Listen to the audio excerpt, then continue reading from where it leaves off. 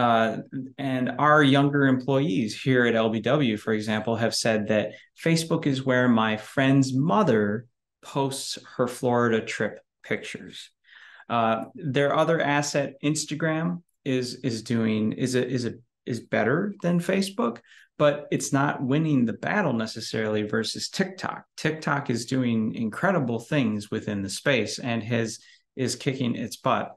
And then they have a third main product called WhatsApp, which is heavily utilized by billions of people across the world, but it has not yet been monetized by Facebook. And they paid, I think, $18 billion back in the day for that, if I recall correctly. It was a big purchase. Yep. Welcome to Critical Thinking Required, hosted by LBW. This podcast is intended for free thinkers, entrepreneurs, and knowledge seekers. Join us as we discuss relevant financial topics, explore with guests their financial journeys, and engage with experts in industries such as space, media and entertainment, real estate, and many more. Buckle up and enjoy the ride. Welcome to Critical Thinking Required. You're with your host, myself, Tim Bickmore, and my colleague, Nathaniel Leach.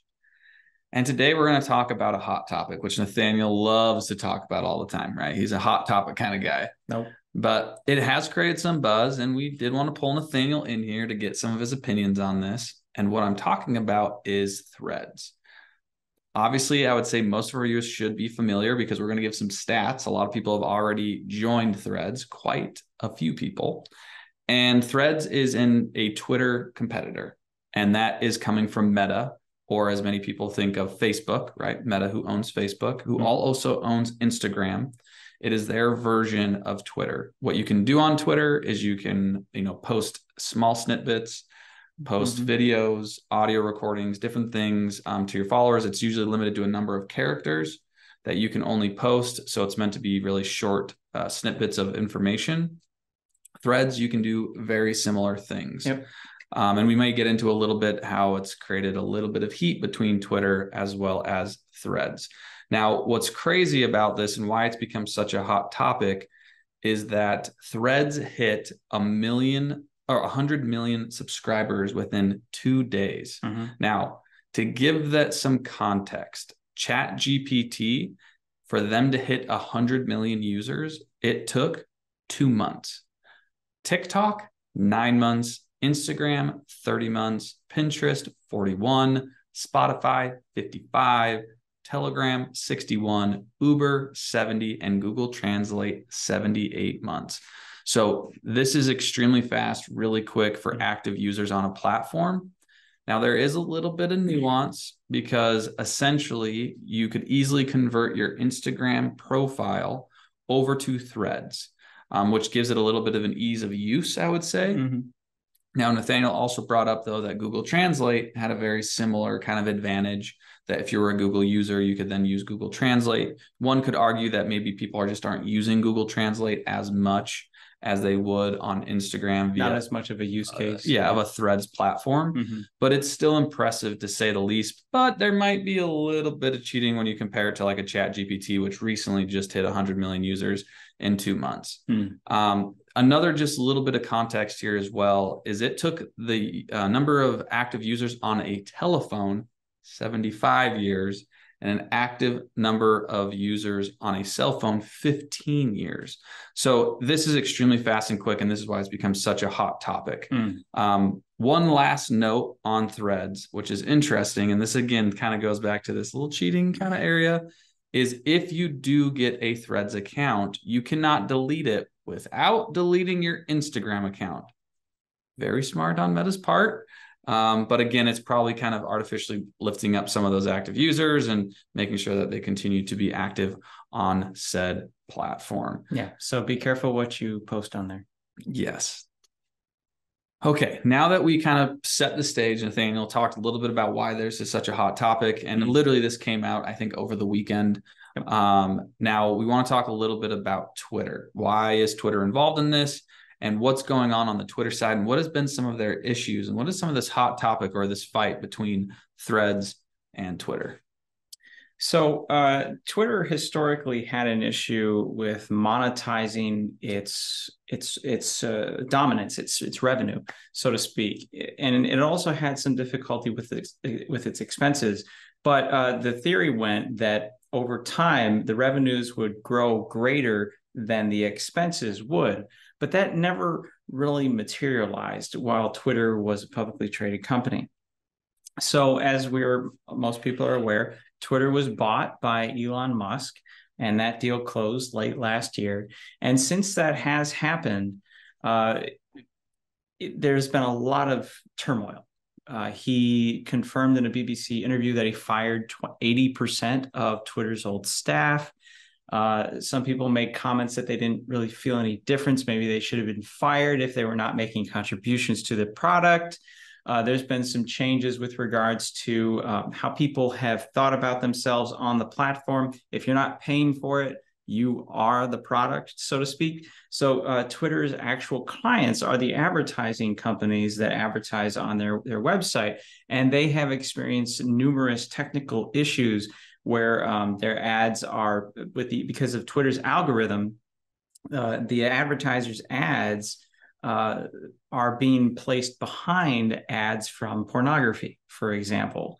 And then there's also issues with like Twitter's blue check mark verification, where they're now charging users for that. The blue check mark verified your account for you were saying who you were saying that you were. Now you have to pay for that service. And then recently, Musk limited how many posts a user could see on their timeline. In his reasoning for that was to combat, quote, extreme levels of data scraping, end quote.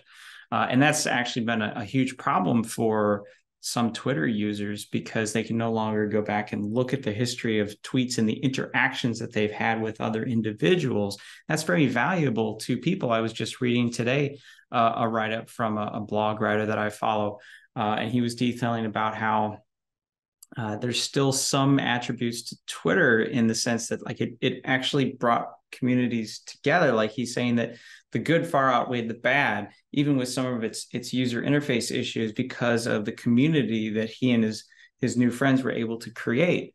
But now the internet that existed then, that allowed Twitter to become what it was, does not exist today. In fact, it's become more splintered. But so it remains to be seen what the future will bring.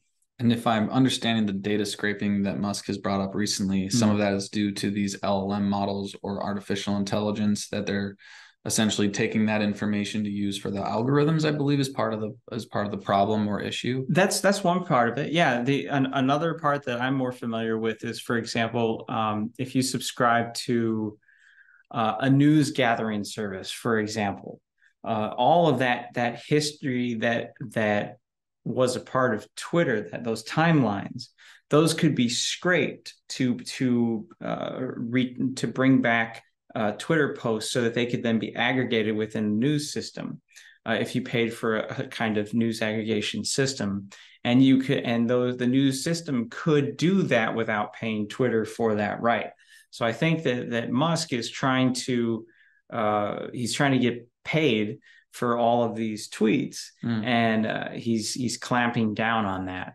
But it's a double-edged sword, because if users are no longer wanting to post on Twitter, then the advertisers are not going to go there anymore. They're not going to pay Twitter to put their ads on the Twitter platform if there's no users to be had.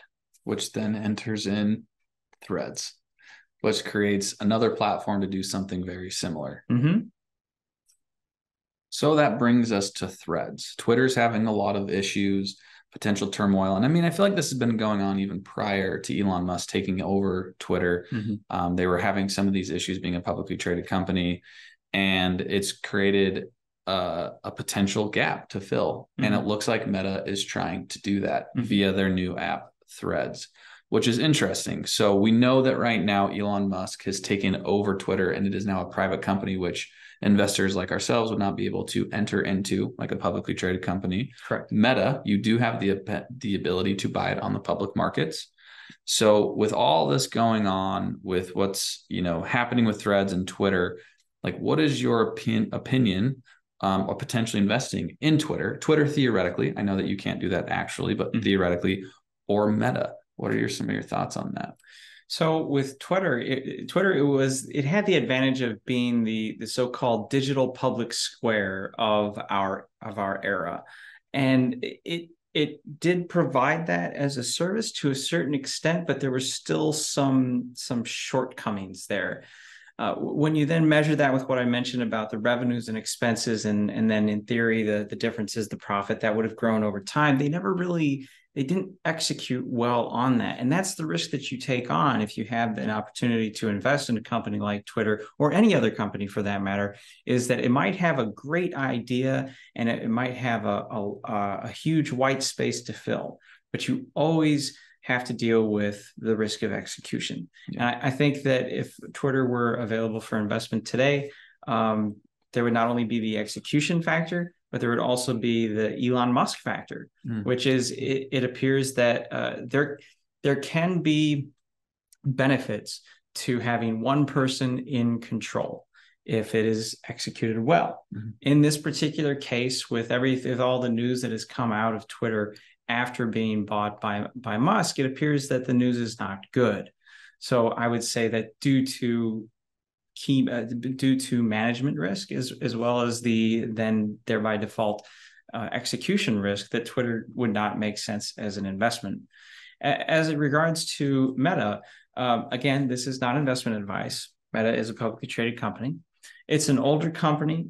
And our younger employees here at LBW, for example, have said that Facebook is where my friend's mother posts her Florida trip pictures. Their other asset, Instagram, is better than Facebook, but it's not winning the battle necessarily versus TikTok. TikTok is doing incredible things within the space and is kicking its butt.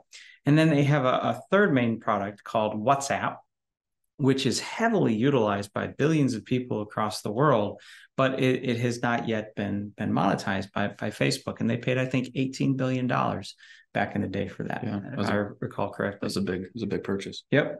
And then they for the past couple of years, they put a lot of money into the metaverse, which there have been certain things said about that. And that's not to say that because of the poor results of what they've done in the metaverse so far, that's indicative of what's going to come in the future. But when you put all that together, Meta does have a great track record in terms of creating shareholder value. There's no question about it. However, when you look at the secular trends for all of these together, even with the addition of Threads, which appears by all rights to have a decent runway ahead of it, considering how far Twitter has fallen, and then with the amount of investment that they've put within the metaverse, because there are applications where the metaverse can make sense. Does it make sense as an investment? It's hard to say. It's very murky. And unless you have conviction as an analyst to the degree where you feel comfortable enough to make such an investment, then you shouldn't make it the investment if you're not comfortable with it. And I would say that I'm in that space where I'm not comfortable with all of the murkiness of the matter. Well, and to throw on top of that, which we didn't mention, Snapchat is another one that has done actually quite well via WhatsApp, right? For younger generation users. I know a lot of younger generation actually use Snapchat primarily to communicate in a lot of different ways. And then on top of this, also, we have a potential legal battle between Twitter and now Meta via this Threads, and Twitter essentially saying that, hey, you copied what we have done and you can't do that. There were rumors out there saying that Meta took Twitter employees to recreate this. Now it seems like that's been kind of out. Yep. But there is that potential, as well as what happens between this battle between Twitter and Threads. And again, that's when you get lawyers involved, and who knows what is going to be held up in law, or via the law or not, which is also another thing to watch it play out. but Meta is building itself to be a big social media platform, which has some heft and some weight to throw around. They do have some cash to throw around, that's for sure. Yep. Which is very different than Twitter, that Twitter is Twitter, where Meta is a bigger diversified organization, relatively speaking. And Twitter doesn't really have the funds, I would argue, to really do a long court battle. I mean, there's rumors, if not news events, where they're saying that Twitter hasn't paid their landlords or various vendors. And now they're actually taking to court a consulting firm that worked on behalf of Twitter pre-sale, where there was a large lump sum payment paid to this consulting firm right before the deal closed. And now Twitter is coming after that firm to say that we paid you too much, or you didn't do the services that you provided, or something like that. So they brought a lawsuit against them. Too much going on there. Yep. Well, hey, that's our hot topic for the day. Do you want me to go with final thoughts? Leave you with your final? Sure. Okay. I think overall it's interesting. It's a new platform. It's definitely, I think that Nathaniel said it very well when it comes to the monetization of these type of platforms is always the key. Facebook did it quite well for a long time.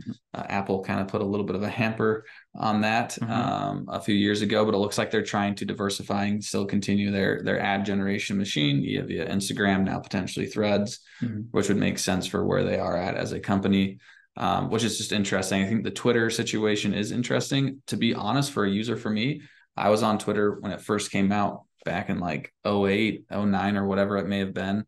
And I didn't use it for years, but what I have found that it is a nice platform for me to keep up to date with certain topics and news, which I appreciate. I didn't really, I think, appreciate that as much. And then I started kind of getting into it. And I'm like, oh, this is nice just to kind of keep up to date with our own industry, with just general topics out loud. And I could, curate what I want, which a lot of platforms are doing. So it'll be interesting to see that compared to Threads, where Threads is very new still. So where's that content generation? You still have to kind of get things going, and what are people using and converting. To give a real life example, there's an advisor I like to follow who uses Twitter quite a bit.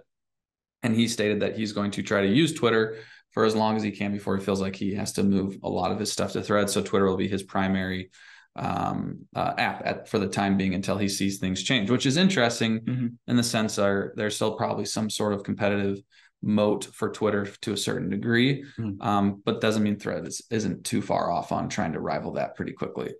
So it's an interesting topic. Yeah. So that's my final thoughts, I think. I don't have anything to add to that. That was good. All right. Well, thank you for all our listeners and viewers. We finally pulled Nathaniel in to talk about a hot topic, which has been great. But we appreciate everybody listening to us, and we will talk to you soon. Bye. Like and subscribe. Thank you for taking the time to start your journey of thinking differently and listening to LBW talk about stuff they love. Until next time.